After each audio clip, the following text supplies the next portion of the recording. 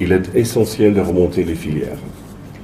Rechercher les commanditaires qui peuvent être dans un autre pays, identifier les têtes de réseau et rechercher aussi les complicités éventuelles dans le pays de destination.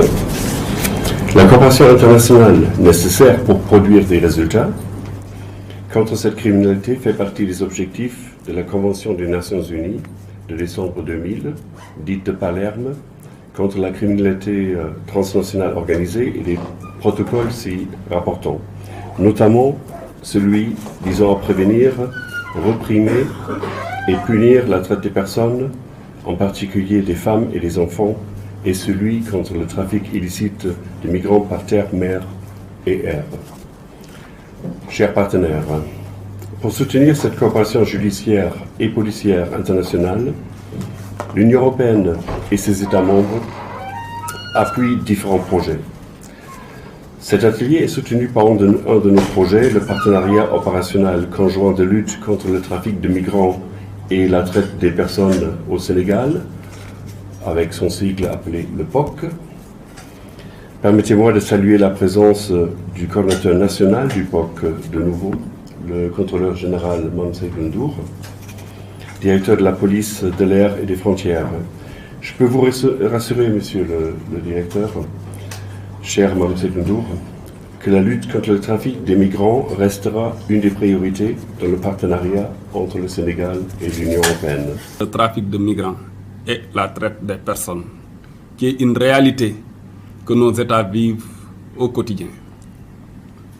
Combien de fois on nous a rapporté des cas de naufrage au large de nos côtes? Combien de fois on nous a rapporté des drames qui sont nés donc de ce trafic de migrants? Combien de fois, en tout cas, des familles ont été éplorées du fait des actes qui sont nés des agissements donc des trafiquants de migrants? En tout cas, notre pays, le Sénégal, est particulièrement touché par le phénomène, en ce qu'il constitue un point de départ, un point de transit, mais également un point de destination de cette migration. Si nous savons que le Sénégal a environ 700 km de côte, avec la possibilité de faire des départs à partir de toutes les zones, nous mesurons l'intensité donc du travail que nous devons faire pour en tout cas lutter contre ce phénomène. Un phénomène qui en fait se manifeste à travers des réseaux. Et qui dit réseau dit ramification.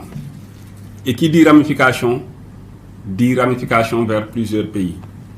C'est pour cela que des initiatives pareilles sont à saluer, en ce qu'elles permettent à nos différents acteurs de la lutte contre le trafic de migrants et la traite des personnes, en plus de faire des échanges sur leur expérience, de pouvoir se rencontrer physiquement, de discuter et d'entrevoir des possibilités de coopération, de mise en place de synergies d'action, donc pour mieux, en tout cas, cerner ce phénomène des temps modernes qui est un fléau qui de plus en plus pèse, en tout cas, sur le développement des États en ce qu'il touche à ce qu'il y a de plus sacré pour une nation, à savoir sa jeunesse, donc son avenir.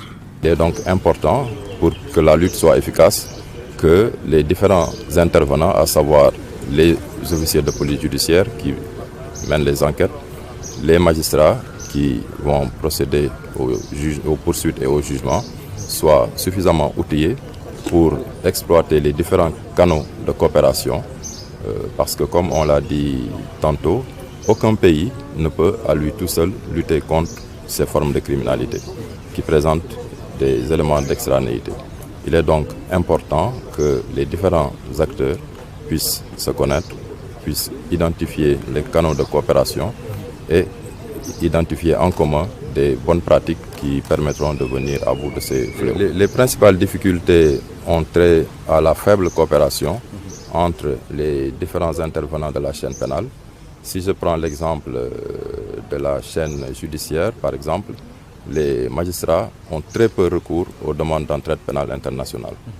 Ils mènent leurs investigations et les limitent généralement à l'intérieur du territoire national. Et comme je l'ai dit tantôt, c'est une criminalité transfrontalière, donc vous ne pouvez pas vouloir lutter contre cette forme de criminalité et limiter vos investigations à l'intérieur du territoire.